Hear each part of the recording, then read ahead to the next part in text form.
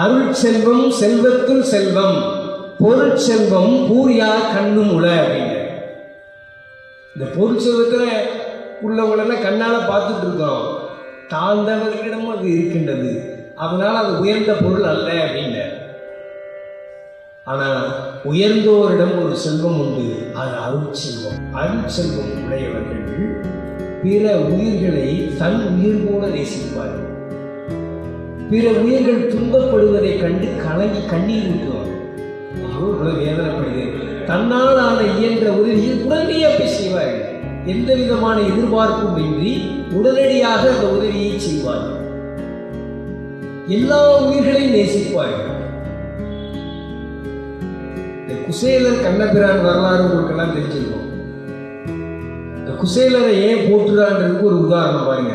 அவர் அருட்செல்வம் உடையவர் குசேலர். ஆனால் அவர்கிட்ட பொருள் செல்வம் இல்லை. குசேலரிடம் அருள் செல்வம் இருந்தது, பொருள் செல்வம் இல்லை. ஆனால் அதற்கு கவலையே படலை. அவர்கிட்ட எப்படி திரும்ப அருள் செல்வம் இருந்தது?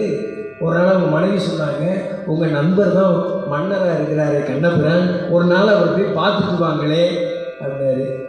அவர் இப்போ போவோம், நாளைக்கு போகட்டு, ஒரு நாள் போகணும். பல வருஷம் கழிச்சு ஒரு நாள் போகிறது முடிவெடுத்துட்டாரு. அவரை பார்க்குறக்க கொஞ்சம் அவளை ஒரு அடுக்கு கந்தையில் கட்டிட்டு ஒரு சாலை வழியாக போகிறாரு. சாலையில் 2 புறம் பெரிய பெரிய மரங்கள் இருந்தது. அந்த காலத்தில் எப்படி இருந்தது, இப்போல்லாம் வெட்டிட்டாங்க.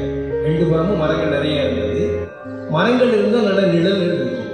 ஆனால் குசையில் என்ன பண்ணுறாங்க, நடு சாலையில் நடந்து போகிறாரு. கொதிக்கும் வெயில், சித்திரை மாதம் வெயில், கொதிக்கிற வெயில் நடந்து போகிறாரு. எப்படி சுடும். அப்போ ஒருத்தர் கேட்டார், நண்பர், ஏன்பா கொதிக்கிற வெயில் எப்படி போகிறா, மரத்தோட போக வேண்டியதானே அப்படின்னாரு. எனக்கு தெரியும் பாப்பா அப்படின்ட்டு அவர் மட்டும் போயிட்டு இருக்காரு. ஏன் தெரியுமா போனாரு, அந்த கொதிக்கிற வெயிலில் சிற்றுயிர்கள், சின்ன சின்ன எறும்புகள், புழுக்கள், அந்த வெயில் தாங்க மாட்டாமல் நிழலில் போய் தங்கும் இல்லையா, நிழலில் போய் இருக்கும் இல்லையா. இவர் நிழல் தரும் மரங்களில் போய் நடந்தாலும் அது மிதிச்சுட்டு போக வேண்டியும்.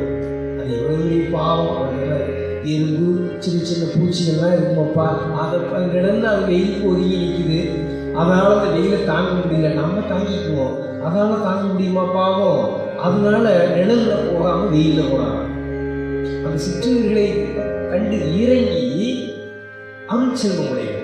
இவர் போனார், கண்ணனை பார்த்தாரு, நிறைய பொருள் செல்வத்தை வாங்கி கொடுத்தார். அது வேற விஷயம். அருள் செல்வனுக்கு பொருள் செல்வத்தை இறைவனே கொடுப்பார். அதோட சந்தேகம்